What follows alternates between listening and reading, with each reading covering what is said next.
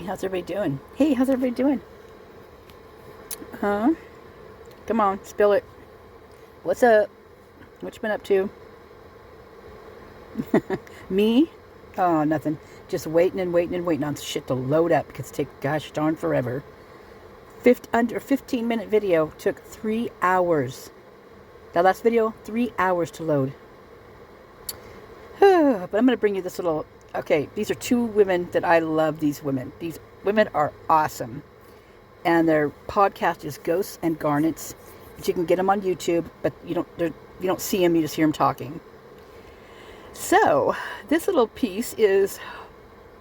I fast forward it to the end of it because it involves basically the death penalty type talk, conversation.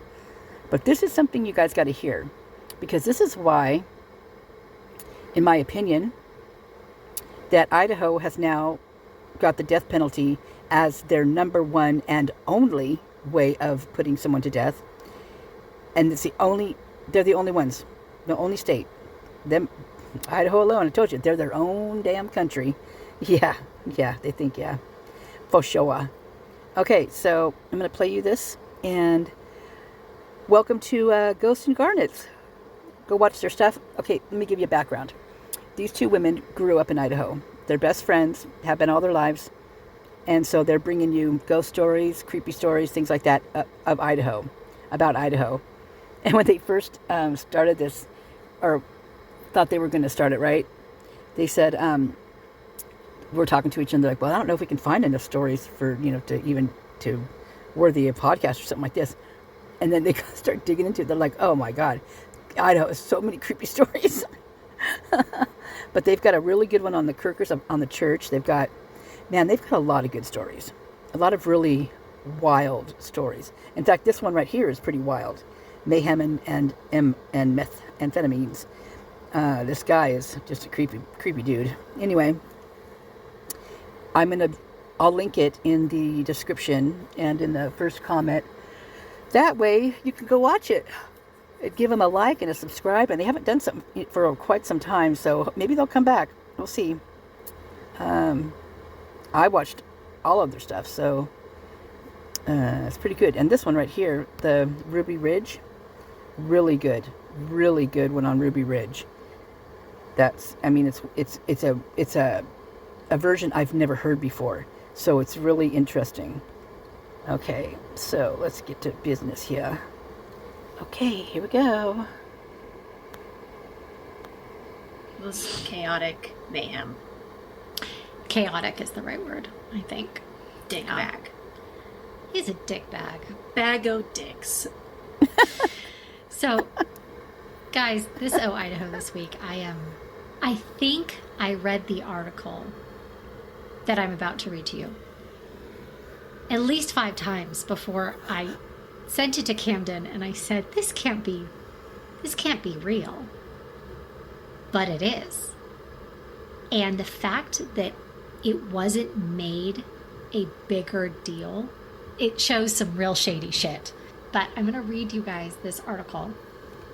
So, on January 21st, 2022, a joint investigative report by the Idaho Statesman and the Idaho Capital Sun was released. Idaho prison officials engaged in cloak and dagger practices, including twice sending state employees across state lines to make cash purchases of controlled substances intended for executions, actively concealing the intended use of the drugs, manipulating state records to cover up their activities, and acting in bad faith to stonewall public records requests for execution-related information. Records obtained after nearly a decade of obstruction by Idaho Department of Corrections show how IDOC actively worked to keep its execution activities off the books. Top-level prison officials spent from confidential cash accounts, directed staff in an internal memo not to make any execution purchases through typical channels and wound up sourcing the lethal injection drugs from pharmacies with dubious regulatory histories. An internal IDOC memo, he reported, includes pointers to prison staff on how to avoid the financial detection that could help identify a source of the execution drugs.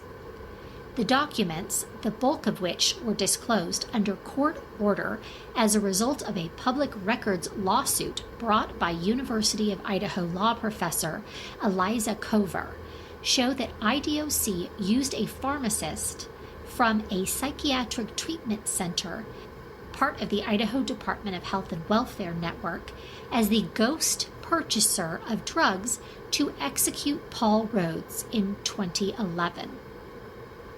A former IDOC deputy chief of prisons testified in a deposition that IDOC had paid, quote, upward of $10,000 in cash for the out-of-state drug purchase. After what an IDOC memo characterized as, quote, troubles with the Rhodes execution, prison officials found a new drug supplier for the 2012 execution of Richard Leavitt, the last person put to death in Idaho.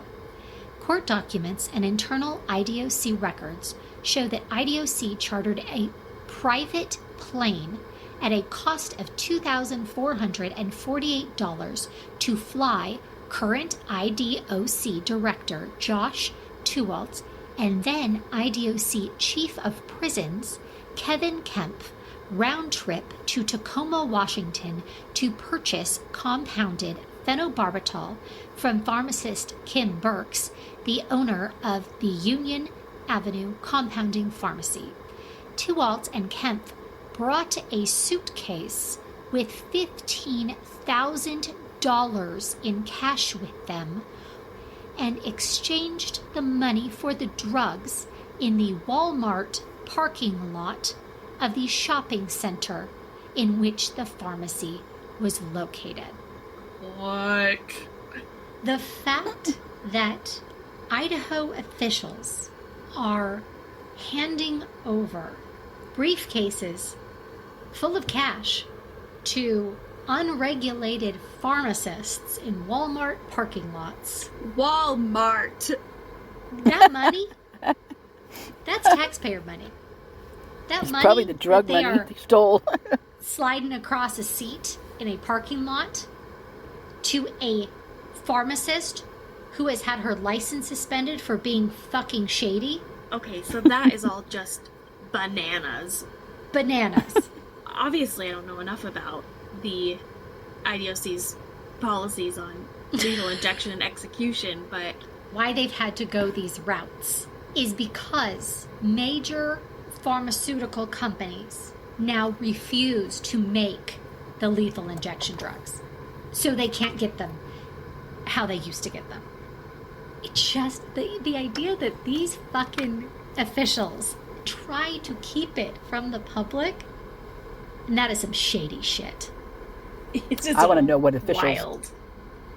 I mean, that's like the kind of thing you see in a bad movie. I was just like a C movie, not even a B movie. No, I just, All right. Well, that is the story of Paul Ezra Rhodes. We hope you enjoyed hanging out with us. if you did. So, another thing about that whole injection thing, because it's three different drugs that they have to mix together, and no one's trained to do it. They don't have a certain person who travels all over the country to put people to death. And so they have to get volunteers. And since these volunteers aren't trained in that type of thing, I'm sure they're nervous. I'm sure it's not a very fun atmosphere at all. And that concoction doesn't always work. So it's they don't know really how to mix it correctly, all that kind of stuff. So it's really, really bad on everybody. But what this tells me, on another note, is that you know who in the front seat and the one in the passenger side, they're no different than the Farleys out there. Or any of the other ones. Rhodes or any of them. They're just the same. They're doing just the same thing.